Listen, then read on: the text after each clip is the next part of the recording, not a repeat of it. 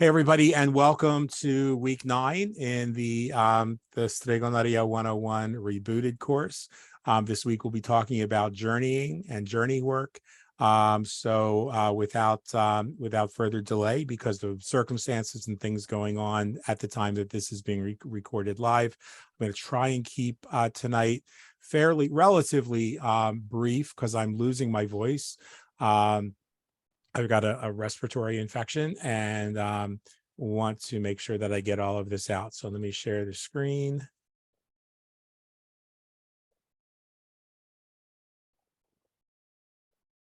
Okay, does everybody see the screen in front of them? Yep. Okay, perfect.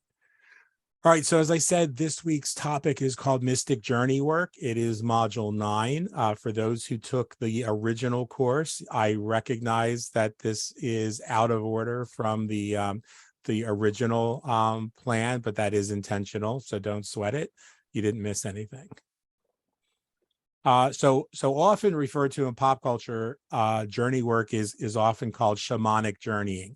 And journey work is the inner art of traveling into invisible worlds beyond the ordinary reality in order to retrieve information needed to create change, whether that's in our spirituality or our health, our work, our relationships. It's a means of getting information, getting our hands on information, or gaining understanding. Now, the reason that for purposes of this course, we are not calling this shamanic journeying, or even worse, core shamanism, is for a very specific reason. One, our ancestors would not have used these terms. They didn't have a term in Italian or Sicilian for it. It was simply the thing that we do. It was a practice. It was a part of our bigger practice. But the term shaman or shamanic represents a bit of cultural appropriation in the simplest of terms. At the very least, it feels out of place when discussing our tradition, because it's not a phrase that was used by the Afro-Sicilian or Southern Italian people. And so better terms that would be more appropriate to our culture would be medicine workers, healers, or mystics. So what we're going to explore is the use of mystic journey work in the Sicilian and Italian magical traditions. And like I said, this isn't core shamanism. In the 1980s, a guy by the name of Michael Harner synthesized and began teaching what he referred to as core shamanism, and he claims to have adapted it from Native American spiritual practices. The problem with that claim is that Native Americans don't have shamans. I won't make any further judgments about that, but the term shaman is not Native American, and therefore when someone says, oh, I learned core shamanism from Native Americans, it feels really culturally appropriative as well. So we're, again, for the purpose of our course, we're going to remove ourselves from approaches that are problematic and that feel appropriating to me, and find organic, more likely undefined processes that have existed on our path for ourselves and in my personal experience in our family. So what is mystic journey work? When a person journeys, the soul leaves the body. The energetic essence of who we are may travel to a spiritual dimension on Earth, or it might go within the Earth, or it might go outside of the Earth. It may also go into other dimensions. In certain societies, there are destinations that are peculiar to the culture, particular to the culture. And so terms like upper, lower, and middle worlds are often used in our tradition to divide the cosmology.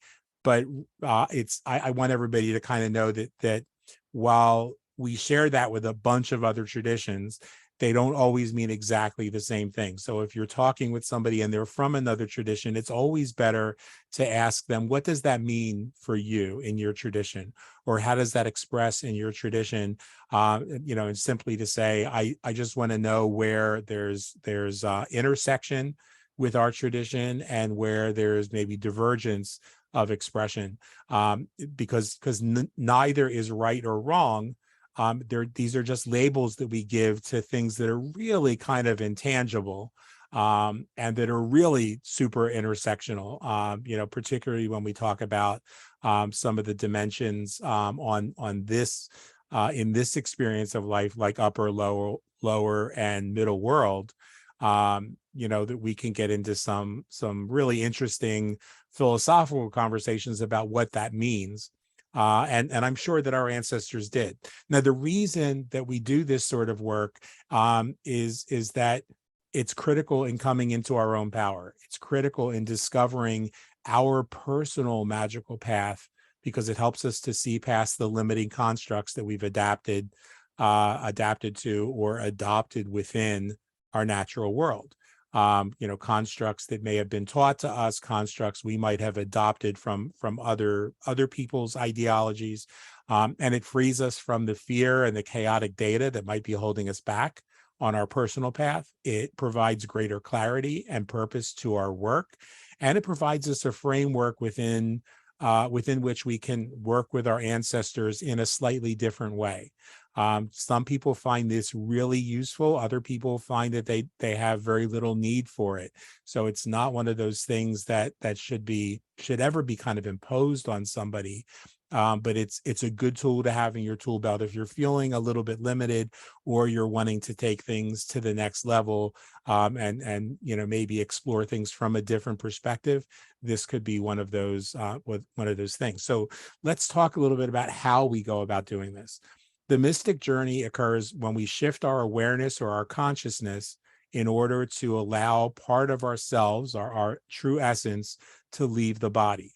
Remember, again, we talk about how everything we do with magic is working with the energy around people, places, things, circumstances, so that we shift those causes and conditions to produce the outcome we want. This is really another extension of doing that. We're causing a shift in our energy from the energy that's attached to this body to a freer expression, if you will. Now, in our tradition, music, natural rhythms, vibrational frequencies are used primarily to achieve a calmer and more steady state of mind so that the journeying can occur. The rhythm of the drum, for example, puts you in the right state of the journey. The drum beat is used or tambourine is used very close to the frequency that's measured from the earth, that's proven effective for most people.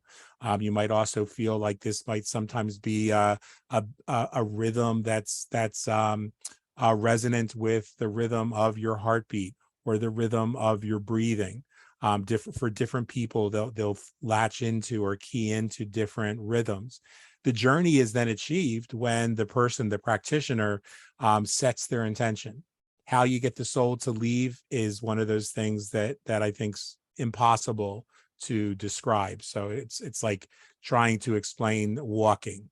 How do you walk? Describe how you walk. Well, we could get into the medical side of it and explain how the neural pathways fire different instructions to the brain, and then from the brain to the muscles.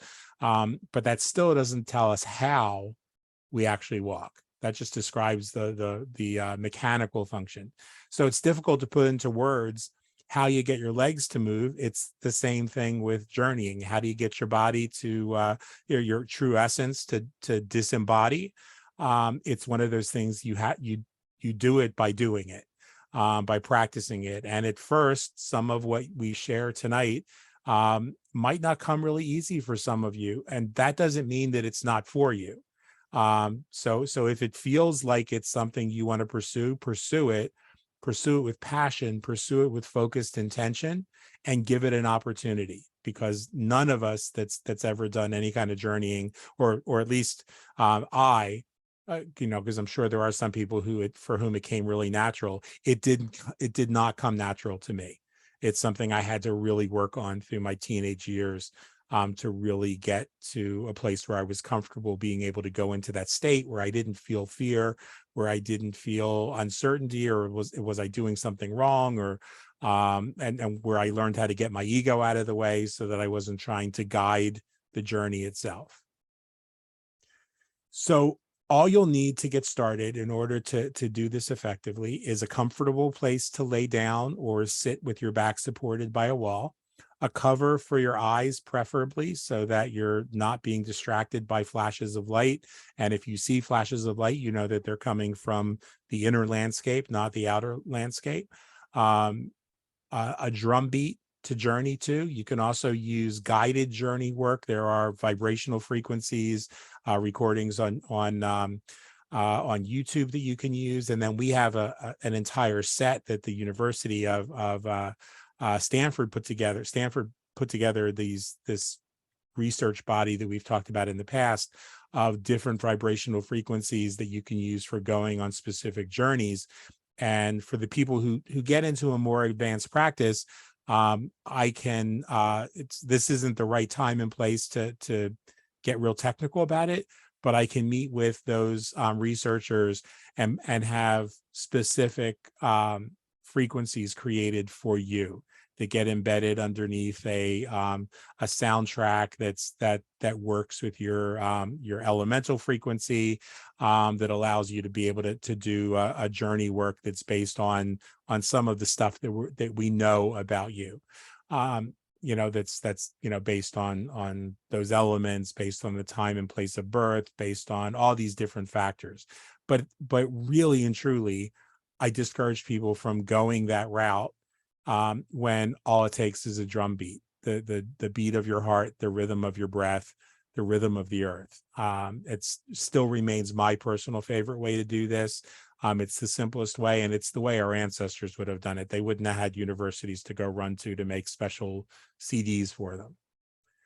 So preparation for journeying before starting a mystic journey, we ask that you avoid taking alcohol for a day, and allow a couple hours to pass between your last meal and the journey, so that you're actually not starting with anything that's going to cause any abrupt issues within the body itself.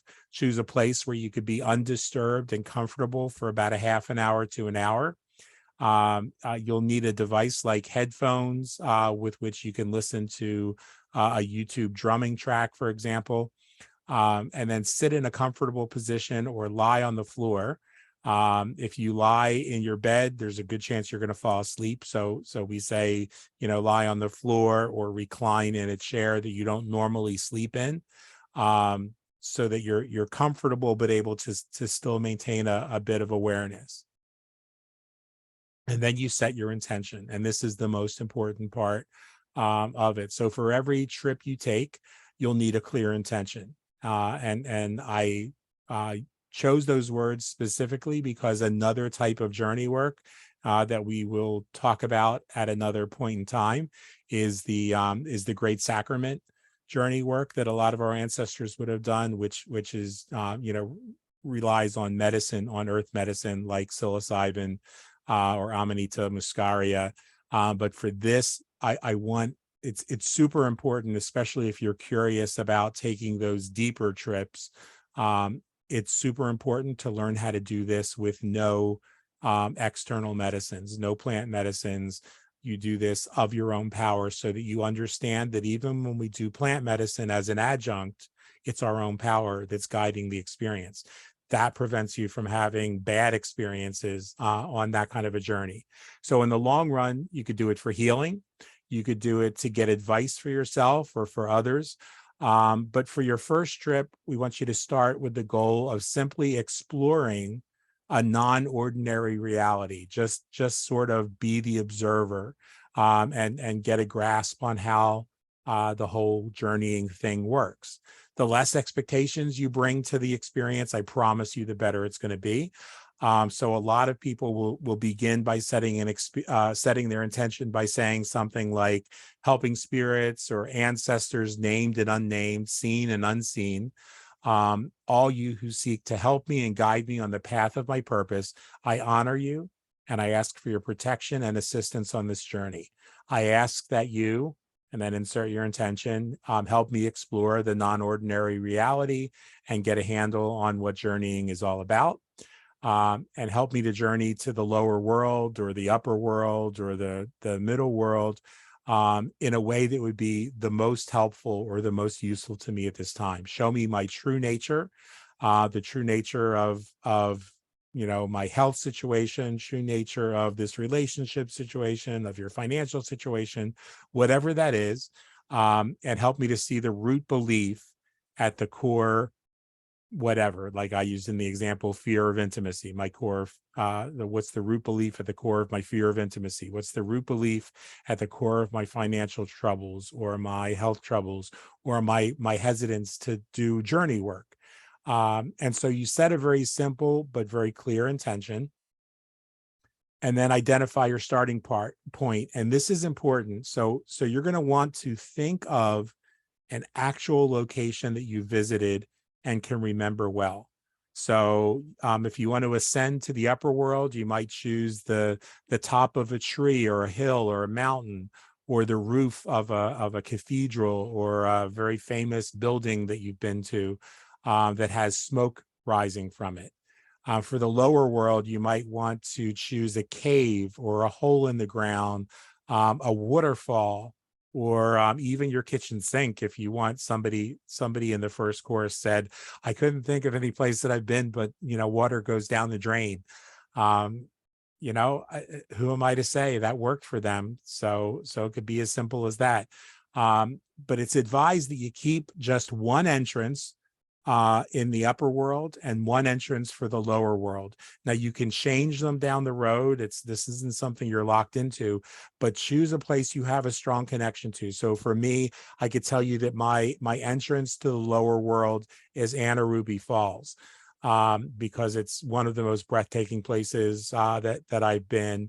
But I've done journey work where I've actually gone in through the American side of Niagara Falls, which is another place that's got very strong significance for me energetically.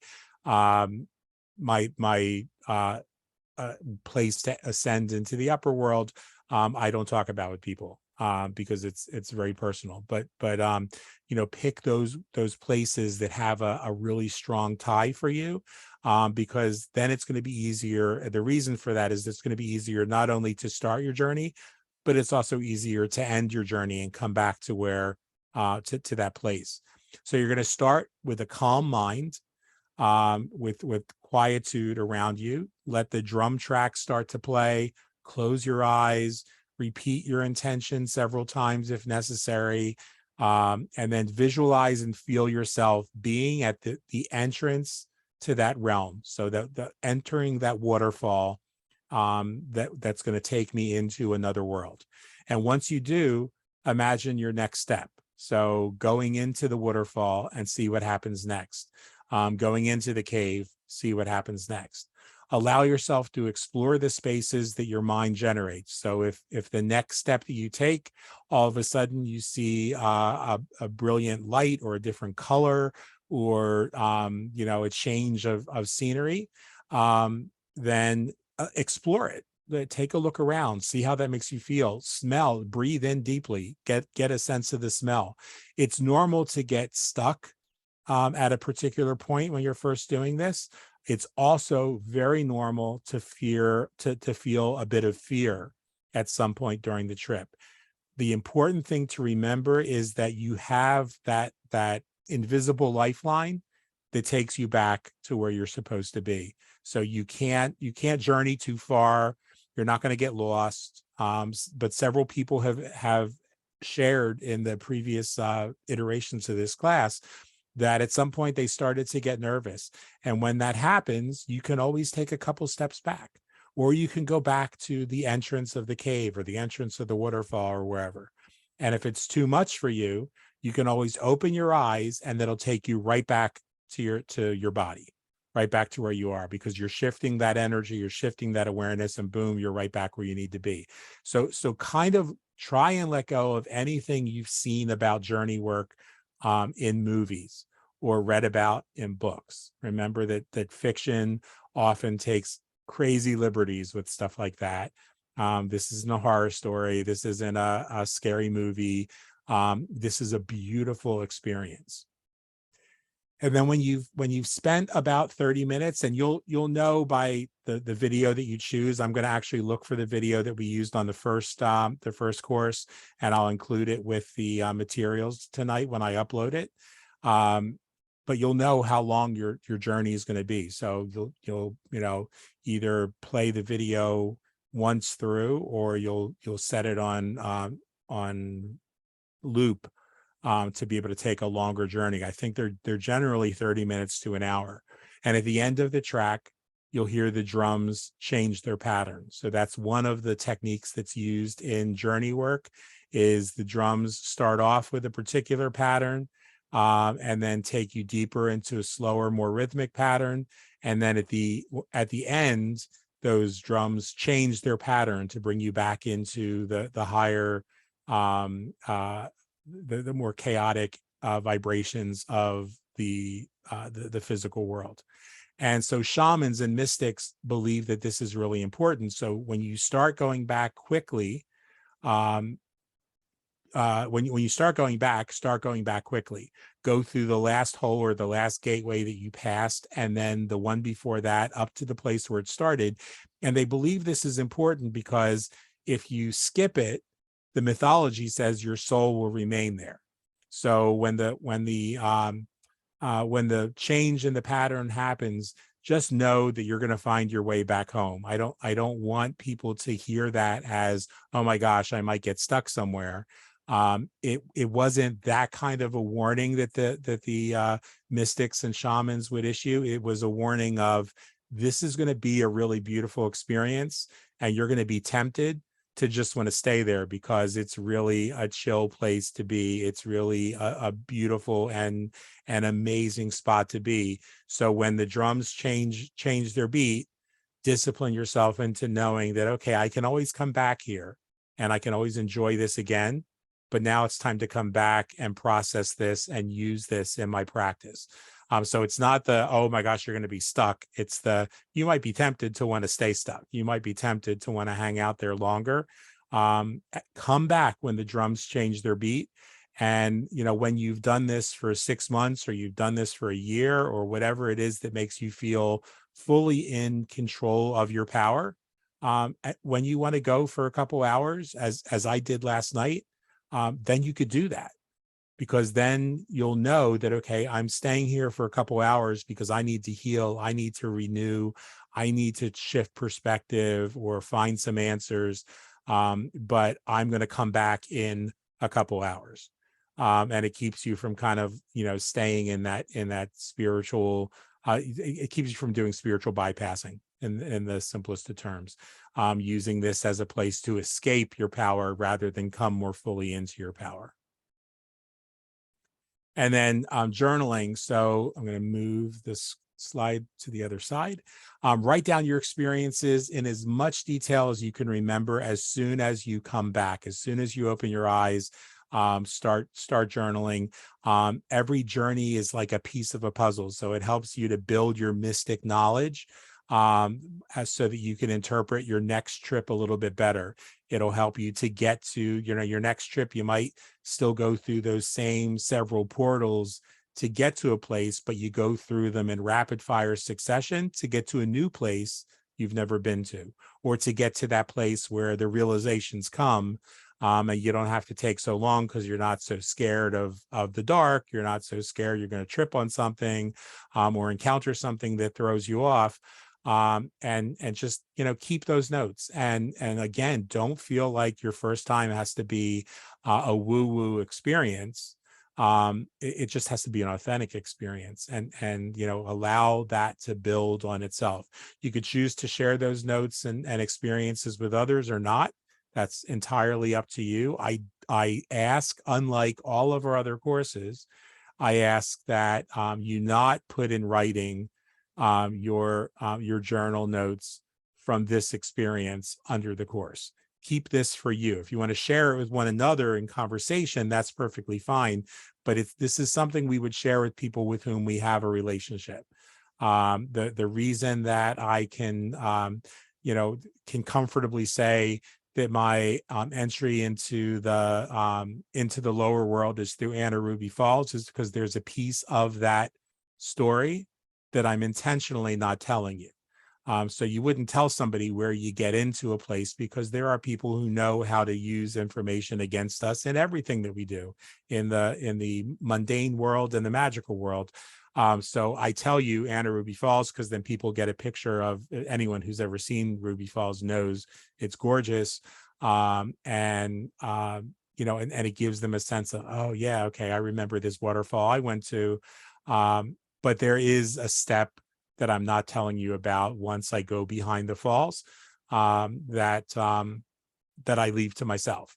And that's why I can't tell you the upper world entry, because there isn't any other step that if I told you that, I'm telling you exactly where I enter the upper world from. And I don't leave myself open to people messing with me. I don't want you guys to either. And so I end the explanation with a quote from Yuval Noah Harari, who wrote in Homo Deus, "Humans can only see a minuscule part of the electromagnetic spectrum. The spectrum in its entirety is about 10 trillion times larger than that of visible light." I mean, think about that for a minute. So he asks, might the mental spectrum be equally vast? And this is just me nerding out on y'all, because when I read this, I think I spent 3 days just thinking, one, how incredible it is that the electromagnetic spectrum is 10 trillion times bigger than the already enormous spectrum of visible light. And we know that with visible light, we can see light years, hundreds and thousands and millions of light years away. So 10 trillion times that is the electromagnetic spectrum. That's the field of magic. And he then posits, might the mental spectrum be equally vast? And because I believe that that what Einstein referred to as 0-point energy, the lowest unquantifiable form of energy that precedes matter, is the very stuff that magic is. It's the very stuff that our thoughts are. It's stardust itself, expressing itself and discovering itself. Then yeah, I think the mental spectrum must then be 10 trillion times more vast than the spectrum of light. And that's huge. So that means you don't have to worry about doing this and taking the same exact trip twice, because every time you go, you're going to see something with new eyes that you didn't see last time before. You could even be going through some of the same portals, some of the same experiences, and the third or fourth or 10th time you do it, you say, oh, now I know what that was about. Some of the people that were in the class before shared with me some of their experiences and said, yeah, it was like when the first couple times I did it, I thought this was really weird imagery. And then, 6 months or 8 months down the road, something happened in their life and that weird imagery showed up in their life. And they're like, oh, so I was getting a heads up, 6 months ago, and I just didn't know what it is. Now I know what it is. And when it happened, it no longer freaked them out, because they said, oh yeah, I remember I had a journey that included this imagery in it. So they survived the journey. So they knew they were going to survive whatever was happening in that current experience in their lives. So that is the, it seems really simple. It seems like a, almost like a too good to be true kind of concept. But when you try it, the experience is absolutely amazing. And like I said, I will put the drum, the one particular drum beat, Journeywork drum beat that I used last time. I think it does say shamanic journeying on it, but it may or may not. I'm not certain. But you can also look on YouTube, and there's lots of others. So if a particular rhythm isn't working for you, it just means that you're tuned into a different rhythm. Find the rhythm that works for you. And there's a million of them on YouTube. And you can, somebody did ask, so I'm trying to think of other questions. Someone asked if for their, if it has to strictly be drum work or tambourine work, and it does not. It could be music, and it could actually even be mantra. So there are, if you listen in the back of Mantrayana, of various mantras and various traditions, there's a rhythm that goes on, and the harmonium is actually breathing. So you've got that rhythm of the breath going in and going out. If that's what works for you, then use that. It could be, as simple.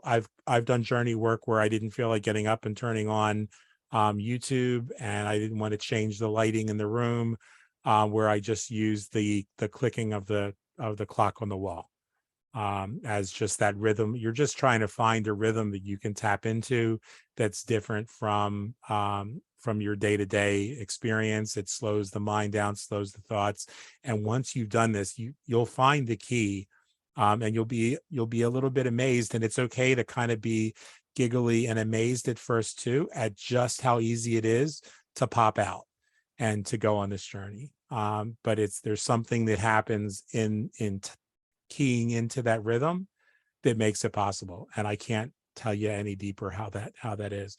But any questions or comments that anybody wants to share? Yeah, Dominic.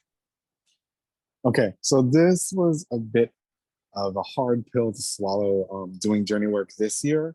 Like last year was very easy. Well, not easy, but it was easier for me to do it. This particular year, it was very difficult. Like I could not do it. And I started getting frustrated. So I wrote this down in my journal. One morning I was attempting it, and I was like ready to give up. And my great great grandfather, who was a practitioner from Bari, he's like, "Son, you're doing it wrong." It's like, "What do you mean I'm doing it wrong?" He's like, "Yes, you practice magic, but you're also a medium. So the way that you do journey work has to go with what your strength is." So I was like, okay, but the way that I do mediumship kind of readings or work like that, like I sit down, I have my blank piece of paper and I just scribble, and whatever symbols or images come out, I just draw them and just keep scribbling until something happens. And then I'll see like landscapes. I may see the person or client's, ancestor, the deity, or whatever walks with them, or whatever imagery, and kind of like immerse myself in the landscape. And he's like, he's like, "That's the way you're supposed to do that." Because he's like, "You might have the Stregoneria stuff from our side of the family." He's like, "But you have a whole other side of the family that was mediums." And he's like, "You're not using that ability." So once I started doing that, then the images, the landscapes, and everything started to come back. And then it's like I had to relearn it, redo it, and So everything, which was kind of humbling. you're actually doing the journey almost in a lucid dreaming state with your eyes open, scribbling. Well, it starts out that way, and then when I close my That's eyes, it amazing. starts it starts like I know some people here on the platform have gotten mediumship readings from me, and it's like they're like, "We want to see you on the camera." I'm like, "You want to see with my eyes closed," basically, while I'm like talking to whatever entity is there or whatever imagery I get. Because a lot of people they want to see your face on the camera, and I was like, but it's kind of a distraction because I'm not looking at you. Like my eyes are closed during that portion. I may still be scribbling on the page, perhaps, and then I'll open my eyes and see what it is, and then I'll switch back and forth. But when my ancestor told me that, I was like, so this is why I was having difficulty doing it. That is And I was so like, awesome. it was awesome, but it was also like being back in spiritual kindergarten too, like having to take the crayons again. But it was good. It was, sometimes you have to, go back to the beginning and stuff. But I was like, but why was last year was easy. It was very easy to just when we had the first course, it was like really easy to do it. And now it's like, it just doesn't, I try to picture the starting points and then I'll just go around and around and nothing. But if I do it the mediumship way, and there's different ways to do it the mediumship way, but if I do it the mediumship way, it's easier for some reason. That's just, you just made my night. Like, I can't wait to try that. That's because I love any new way. Like, so there you have another way of possibly approaching this. If the because I know there's a lot of people too who's sitting still and not falling asleep is a Yeah. problem. And so that would be a good way to go into that altered state of consciousness without the risk of falling asleep. Very cool. Yeah, precisely. Yeah. Anybody else?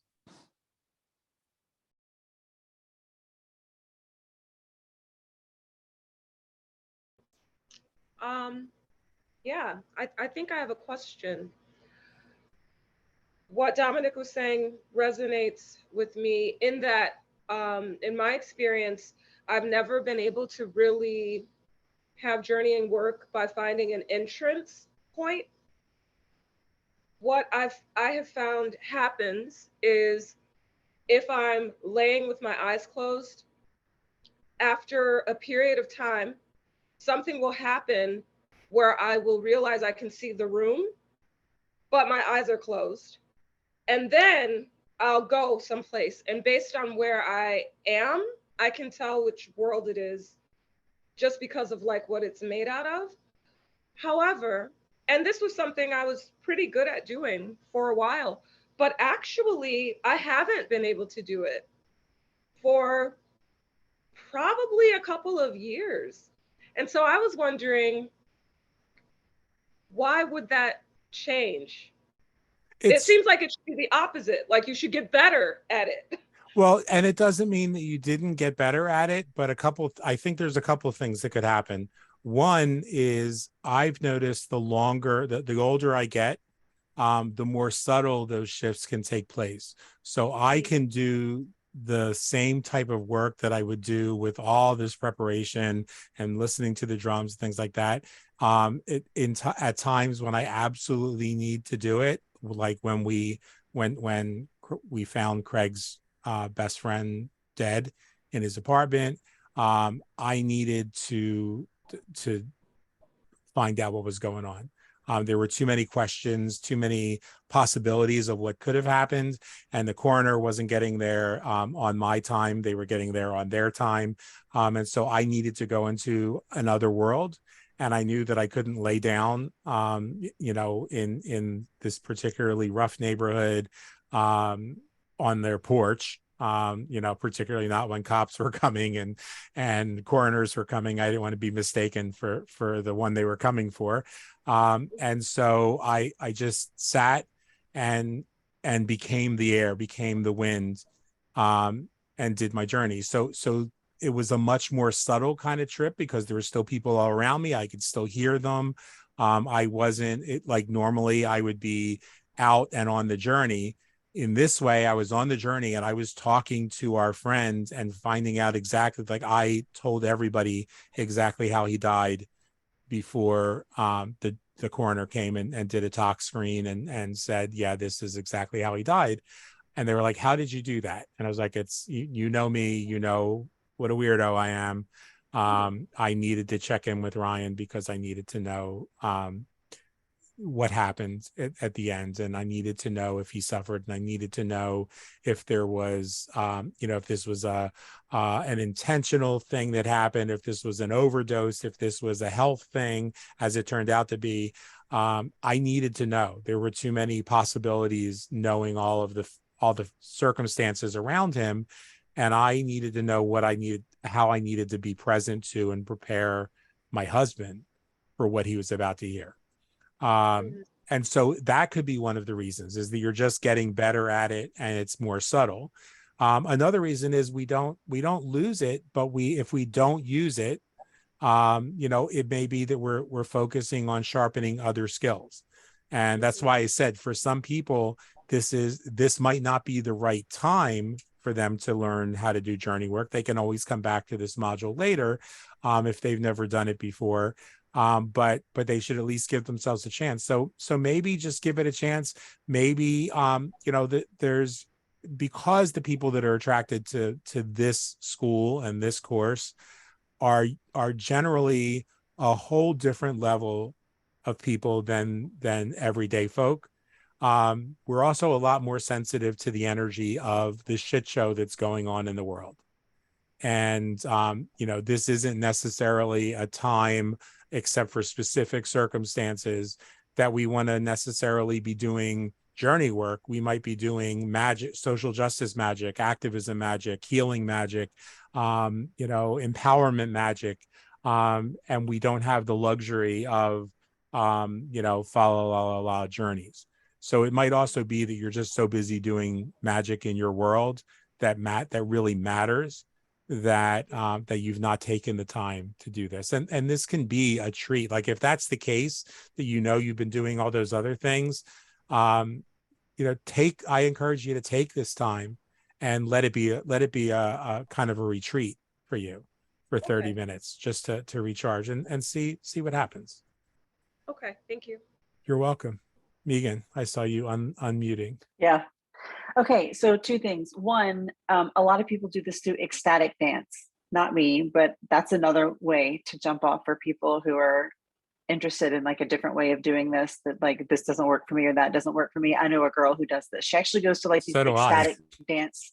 Yeah, she goes to this like ecstatic dance class, and they get like buck wild in this class. And she always goes on these like crazy journeys. And she's like such a normal, down to earth. I cannot even envision her at this ecstatic dance gathering. But anyway, that's not what I'm here to talk about. Here's what I want to talk about. So I went through a period in my life. This has been probably 20 years ago now. And I never really talk about it because hearing myself talk about it makes me feel like I sound crazy. But I feel like this is probably a pretty safe space to be like, has this ever happened to anyone else? So here I go. So I went through this period of time where I was intensely studying like different religions and different cultures. And when I got really into anthropology and just cultural knowledge in general, this was really before big internet. So I was like going to the library and checking out, 50 books a week. And as part of that, I got into this sort of intense, I guess at the time I called it meditation or like astral projection, but it was really this kind of journey work that we're talking about here. And I would do it every single day that I was off. I was in school full time, and every single day that I didn't have a commitment for school, which was at least probably 1 or 2 times a week, I would do this for like hours. And I would usually do it with music, not necessarily drumming, with music. And after I started doing this for probably, I guess maybe 6 weeks or so, I started having an unbelievable amount of like paranormal activity in my house.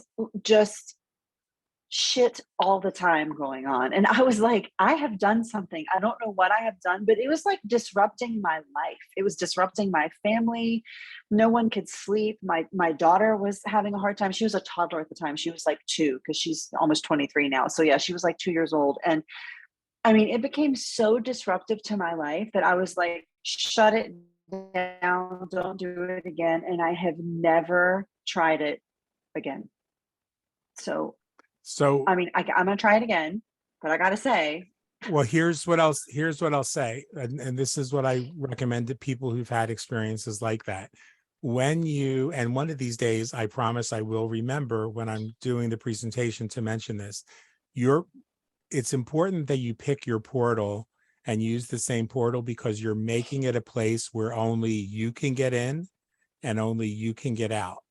What happens when you do astral projection is you're bringing friends home. I brought some shit home. Yeah, you bring friends home because it's just as easy for them to use your energy and your power to make that trip, because you clearly know where you're going.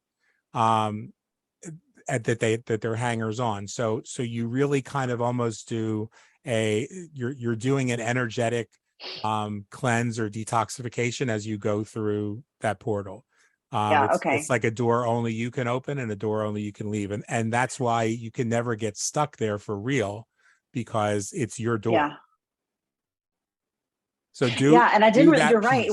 When I was hearing you talk about this, I didn't really do that. I mean, I had a place that was my jumping off point, but it wasn't even a real place. It was like a place that I had made up, and it was like an outer space kind of, you know, it was like, just like the wide open, you know, and I'm pretty skeptical. Like, I don't really get hung up on, a lot of people are like, oh, my tea was in the shape of a heart this morning when I poured it. What does it mean? Like, I don't really get into that kind of like woo-woo shit as a rule, but shit was moving around my house. I mean, like things were physically moving. Like stuff that didn't belong to me was showing up in the middle of my living room floor whenever I turned my back. I mean, it was like really, really excessive.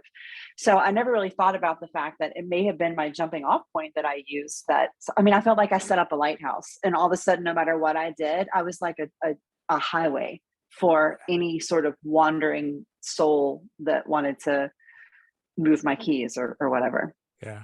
And you know, often too, when there's a child involved, those are spiritual teachers for the children, that just hitchhike in with you and think that they're going to be able to start teaching the child earlier, because otherwise they have to wait till the child opens the door to start learning. And it could be very disruptive to the energy in the house and the energy in the family.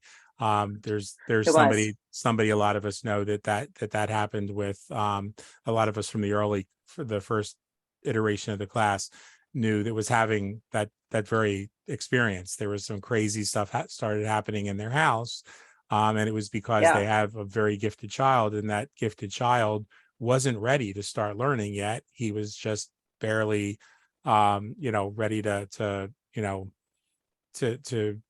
be a child. Like, he was just learning to navigate childhood. But she was bringing in all of this energy because she wanted to be able to tell all the woo-woo stories every week in class. And so she was bringing hangers on back in. And I just say, when you go through that door, are you going through a real place? Or, and she's like, well, no, it's some place that appeared to me. No, go through a place. Because it's anchored to this world. Because there is a type of journeying where you go through an ethereal place of your own creation.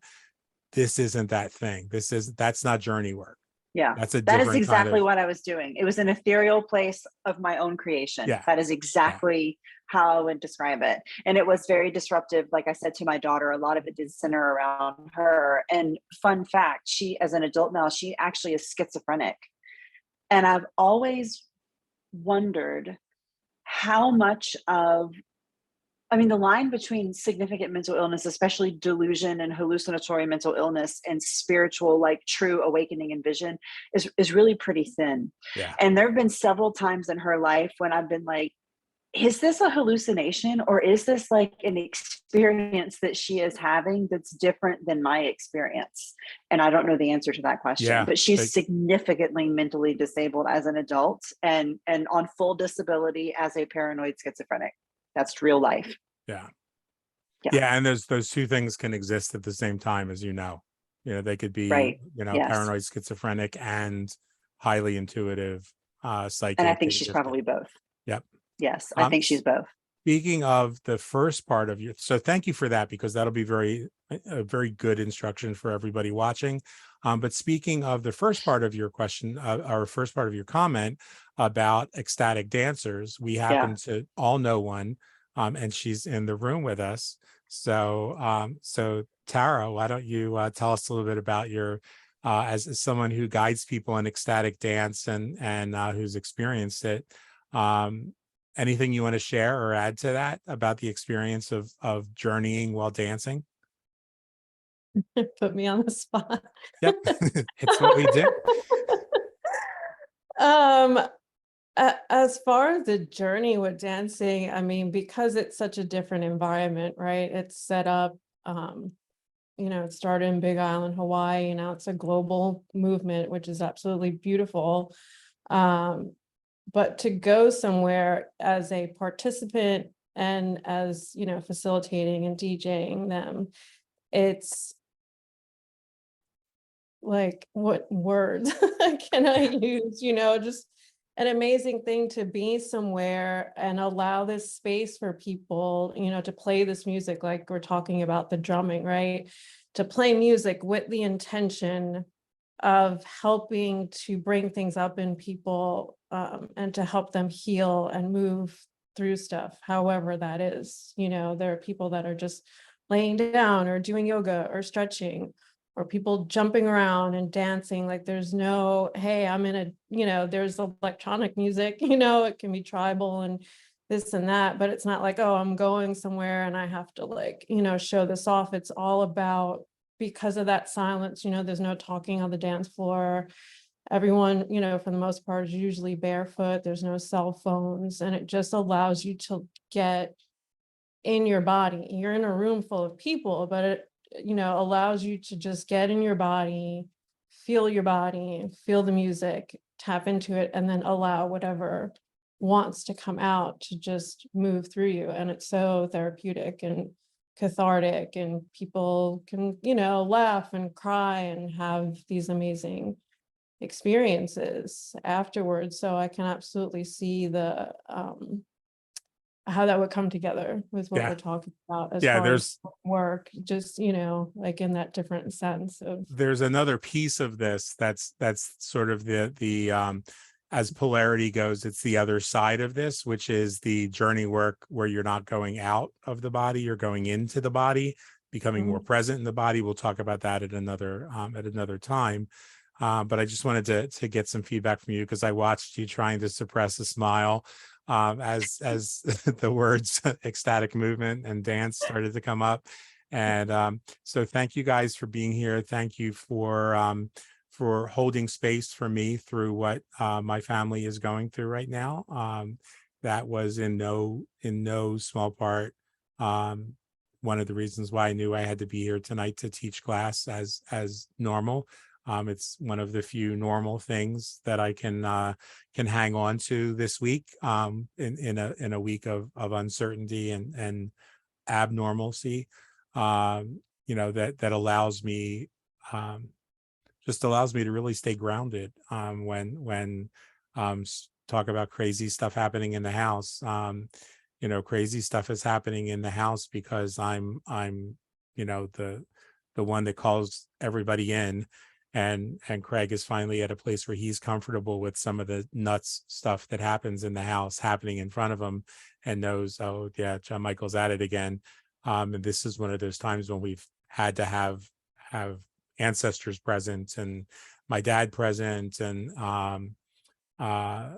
you know, and the very first night had to have, you know, Ryan knock something off the wall, just because I just needed to know that I wasn't projecting him being okay, that I needed to know he was okay. And in true smart ass fashion, he knocked my favorite picture, it's a nude, knocked my favorite nude off the wall behind the bed, and then made it fall into a place where the laws of physics wouldn't make it fall. Like it's going to be a pain in the ass to get that nude print from where it is, because we don't know how the hell it got there. But we heard it fall, and I was like, okay, you're okay, I'm good, I can go to sleep now. So thank you guys for you know, for helping me to be grounded in a time of chaos. So I love and appreciate you. Give me about an hour to get this up, because I have to get that drumming thing. There is also going to be with this course, with this module, there is a book that we have the rights to share with you guys. You don't have the rights to share it with anyone else. So we just paid for rights for the class, but it's a book on Journeywork, and has some really good information in it that you know, you can use for your own personal practice, and that will also be uploaded to the module as well. So love and appreciate you. I'll talk to you guys next week.